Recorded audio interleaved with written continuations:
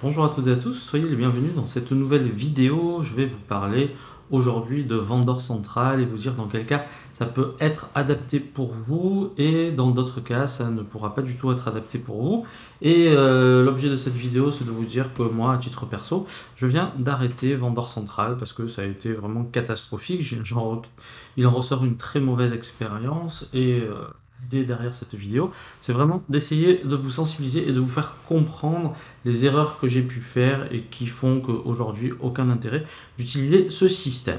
Donc au tout début, quand vous êtes contacté par Amazon et Amazon vous dit qu'ils vont acheter vos produits, forcément vous allez vous en réjouir, vous avez l'impression que vous allez passer à un autre niveau et c'est ce qui s'est passé un peu avant cet été. On m'avait contacté pour rentrer des produits qu'Amazon m'achèterait directement. Donc la première chose que j'ai faite, je me suis dit tiens, je vais bien faire les choses, je vais commencer à me constituer un nouveau stock de produits plus qualitatifs de manière à développer mon chiffre d'affaires et mon volume de vente. Et donc, en général, ce qui se passe, c'est que vous recevez vos premières commandes. Alors attention, le fonctionnement est complètement différent, c'est-à-dire que vous allez payer le frais de port, mais attention, même si Amazon vous commande de toutes petites quantités, et pour moi ça a été souvent le cas, ça commence parfois par des 5, 6, 10 objets, et pour le coup, vous avez tout intérêt à les envoyer avec un suivi de qualité, parce qu'au départ, j'avais fait un test avec Colissimo, parce que forcément, Colissimo est moins cher que Chronopost,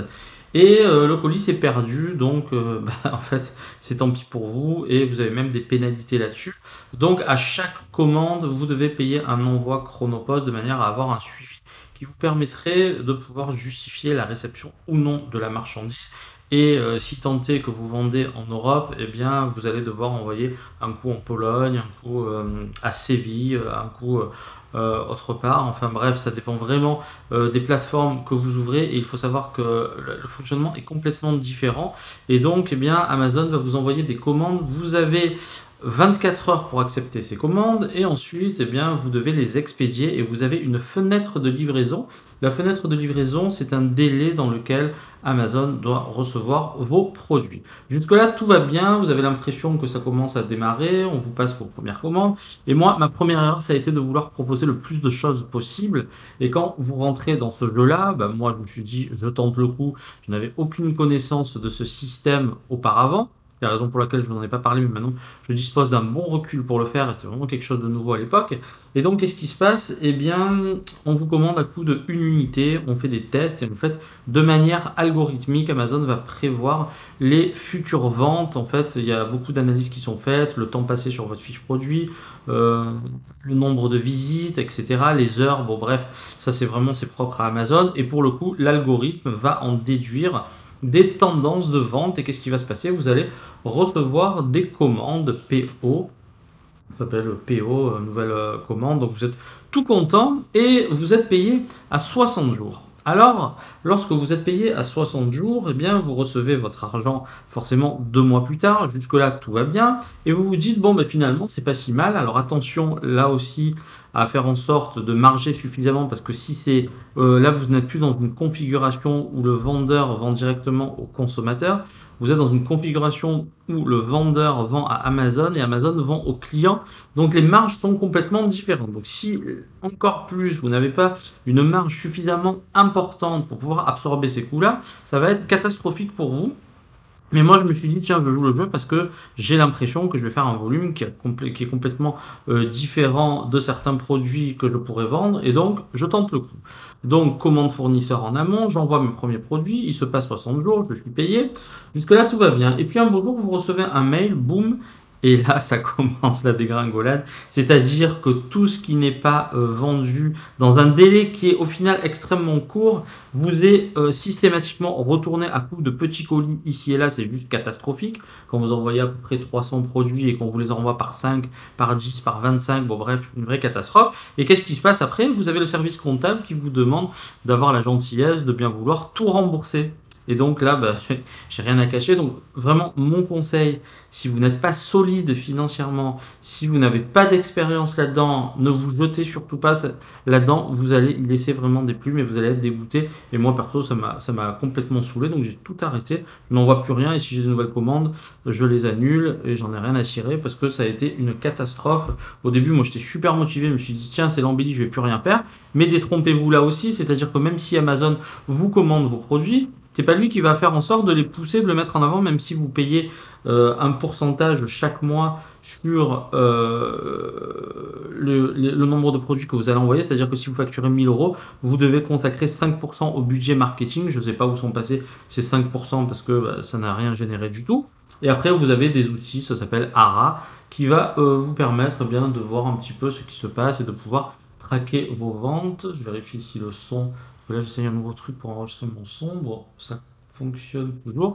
Et donc là, ARA vous donne un diagnostic des ventes. Et quand je voyais mes ventes, je me disais, c'est pas possible. Il se passe pas grand chose. Donc, soit j'avais mal compris le système, mais au final, je l'avais très bien compris. Et donc, vous avez un chargé de compte qui, bien souvent, ne sert à rien du tout.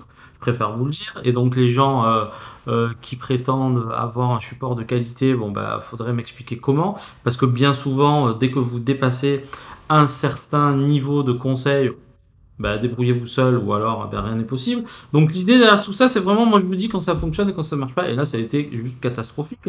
Personne ne m'a aidé. À un moment donné, vous avez un système de calcul qui fait que vous avez une sorte de volume, vous avez un déficit recette, et à un moment donné, ça commence à se déséquilibrer, et de jour en jour, vous avez quelque chose qui commence à augmenter. À un moment donné, je devais peut-être j'étais à moins 1800 euros, puis d'un coup c'est monté 2000, 3000, 4000, 5000, 6000. Bon, bref, je me suis affolé. Et au final, j'attends toujours ma réponse. Ça fait 3 mois. À chaque fois, vous recevez un mail automatique lorsque vous demandez des explications et personne ne vous répond. Donc, moralité, j'ai encaissé de l'argent et j'ai dû tout rembourser plus des frais. Et donc, ça a été un flop total. Donc, mon conseil par rapport à tout ça, et c'est vraiment, j'en tire plusieurs enseignements. Le premier, c'est que surtout, et ça c'est vraiment universel, faites très attention lorsque vous constituez votre gamme de produits. Essayez d'être cohérent dans votre gamme, n'essayez pas de faire tout et n'importe quoi, car multiplier les références sans réfléchir, c'est multiplier les problèmes. Vous allez devoir obligatoirement faire un investissement marketing important, et lorsque vous faites cela, eh bien, il faut le faire de façon intelligente, c'est-à-dire que si Amazon vous commande un seul produit, alors si c'est vraiment quelque chose sur lequel vous avez envie de miser tout dessus, bah forcément payer de la pub, mais par contre si c'est juste une référence par-ci par-là, vous allez dépenser beaucoup d'argent inutilement. Et moi, en envoyant peut-être 200 références différentes, eh bien qu'est-ce qui s'est passé? À un moment donné, j'ai commencé à faire de la pub, puis après j'ai tout arrêté parce que c'était du grand n'importe quoi, il n'y avait rien de pérenne là-dedans. Et quand Amazon eh bien, vous renvoie vos produits, j'ai toujours été un peu sceptique quand même, et mon entourage me disait, ah super, Amazon t'achète tes produits, réjouis-toi. Moi j'avais dit, attends, j'ai rien vu, j'attends, je pourrais te dire. Et c'est exactement ce qui s'est passé. C'est comme dans la grande distribution, je ne sais pas si vous avez une expérience là-dedans, ou dans les grands magasins, comment ça se passe. Eh bien, un acheteur vous contacte, vous dit, tiens, moi j'aimerais proposer tes produits à la vente. Par contre, comment ça se passe? Eh bien, tu amènes ton stock, tu amènes ton personnel. Ce qui est vendu, je prends ma com. Ce qui n'est pas vendu, tu te le récupères. Là, c'est exactement la même chose. Ne croyez pas que eh bien, Amazon paie comptant ce qu'il va vous acheter. C'est complètement faux. Et encore, il vous propose un système pour avoir une avance de trésorerie, sauf qu'il y a des frais là aussi. Moi, j'ai toujours refusé parce que je n'en avais pas nécessairement besoin. Mais concrètement, ce n'est pas parce que on vous propose d'acheter vos produits que vous avez définitivement encaissé l'argent. Donc faites très attention, et très sincèrement, pour de très nombreuses entreprises, petites, moyennes ou parfois grosses, c'est juste totalement inadapté. Donc vous avez vraiment une carte à jouer sur seller central plutôt que vendeur central. Et mon conseil, c'est vraiment, faites très attention, même si ça peut paraître alléchant parce que vous allez avoir l'impression que tout va bien se passer. Au final, même si vous allez bénéficier de certains atouts, dans l'idée, vous pouvez par exemple très bien dire à Amazon, tiens, achète-moi mes produits. En fait, alors je ne me rappelle plus le terme, là, c'est pour lancer vos nouveaux produits. Vous avez un système dans lequel c'est vous qui dites à Amazon, tiens, moi je vais t'envoyer ces produits et tu vas me les acheter, le Launchpad, je crois. Je ne me rappelle plus du terme. Et en fait, dans l'idée, Amazon va vous payer vos produits. Mais attention, vous avez la possibilité de dire qu'Amazon garde 25% du montant qui lui a été envoyé et qui doit vous être payé. Exemple, vous envoyez 10 000 euros de marchandises. Amazon, s'il ne vend pas vos produits, vous avez la possibilité de dire tu me les retournes pas, mais par contre tu gagnes 20, tu appliques une rétrocession moins 25%. Donc attention, si vous n'avez pas des marges vraiment importantes, vous n'allez absolument rien gagner. Et si vous ne faites pas cela, eh bien Amazon va vous retourner vos produits parce que vous avez signé le désaccord. Mais je ne pensais pas que ça allait aussi loin. Je pensais vraiment qu'il y avait une différence quand on rentrait dans ce système. Et comme quoi, on en apprend toujours. C'est vraiment un retour d'expérience que je vous fais. Faites très attention à ce niveau-là et ne vous richissez pas trop vite. Prenez toujours du recul et vraiment je fais cette vidéo parce qu'il y a peut-être des gens qui seront contactés et qui vont être motivés par rapport à ça, mais je vous assure que c'est loin d'être simple et c'est bien souvent inadapté. Dans l'idée, on a l'impression que c'est Amazon qui va tout faire pour vous, à savoir acheter vos produits, faire la promotion de vos produits. Mais quand l'algorithme vous envoie, là, tiens d'ailleurs, là il y avait une bulk commande, une commande en lot où le prix est encore plus négocié à la baisse. J'ai accepté une première fois parce que je ne me suis pas douté de comment ça marchait exactement. Et en fait, Amazon, pour me commander 30 ou 40 produits, m'a fait une commande de 25 produits et une note de 5. Donc, qu'est-ce qui se passe? Je dois payer 2 fois les frais d'envoi par Chronopost. Et donc, la fois suivante, il m'a proposé de me faire une commande groupée. Et cette fois-ci, j'ai refusé tout simplement. Pourquoi? Parce que la commande était divisée en 3, c'est-à-dire qu'il y avait une fois, je devais envoyer un chrono pour un produit qu'Amazon m'achète 10 euros avec des frais de port à 17 ou 18 euros TTC, c'est juste n'importe quoi. Donc du coup, là, j'ai complètement refusé et de toutes les manières, ça y est, maintenant, on passe à autre chose parce que c'est complètement inadapté. Voilà ce que je voulais vous dire dans cette vidéo qui est très très importante. Parce que tout n'est pas rose et la vie d'un entrepreneur, c'est aussi vous faire connaître les coups durs comme les succès. Et là, ça a été vraiment le pire truc que j'ai pu faire depuis de nombreuses années. Donc je vous fais ce retour. J'espère que vous allez bien et que vous portez bien en ces périodes si compliquées, vraisemblablement peut-être un troisième confinement. Il y en a même qui disent que ça va durer jusqu'à fin 2021. On n'en sait trop rien, mais dans l'idée, c'est vrai que c'est pas simple et je suis de tout cœur avec les personnes qui souffrent en cette période. Bon, moi, je compare ça à une sorte de troisième guerre mondiale.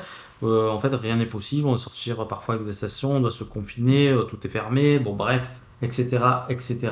Donc, le conseil là aussi, c'est vraiment essayer de consacrer tout votre temps pour vous former sur ce qui pourrait vous plaire. Moi, ces temps-ci, c'est vrai que je me remets à la programmation parce que c'est vraiment quelque chose que j'avais laissé de côté pendant un certain temps et en fait il s'est passé beaucoup de choses entre et là vraiment peut-être c'est grâce au confinement mais je suis en train vraiment de mener des réflexions autour du développement de la programmation parce que j'ai des projets là aussi. Alors, est-ce que je les mènerai à bien ou pas? Je n'en sais trop rien. Mais c'est vraiment quelque chose qui me plaît. Donc, l'idée, essayez de vous intéresser à quelque chose qui vous plaît. Et si vraiment vous voyez que vous avez un intérêt là-dessus, creusez. Ça ne sera jamais à fond perdu. Mon conseil là aussi, si vous pouvez, essayez d'apprendre la programmation si vous ne savez pas encore vers où vous situez. Parce que vous pouvez faire tellement de choses quand vous savez programmer que ça serait dommage de vous en passer. Voilà ce que je voulais dire dans cette vidéo. Je vous remercie pour votre attention. Et je vous dis à très bientôt, sans oublier la citation du jour. Et donc là, une très belle citation de Jim Rohn qui dit la chose suivante: votre vie ne s'améliore pas par hasard, elle s'améliore par le changement. Soyez le changement et vous verrez que demain, vous aurez un avenir meilleur. Je vous laisse méditer sur cette citation. Intéressez-vous vraiment à Jim Rohn, il a vraiment de très belles choses à vous dire. Et je vous remercie pour votre attention. Je vous souhaite de très bonnes fêtes de fin d'année et je vous dis à très bientôt. Tchuss!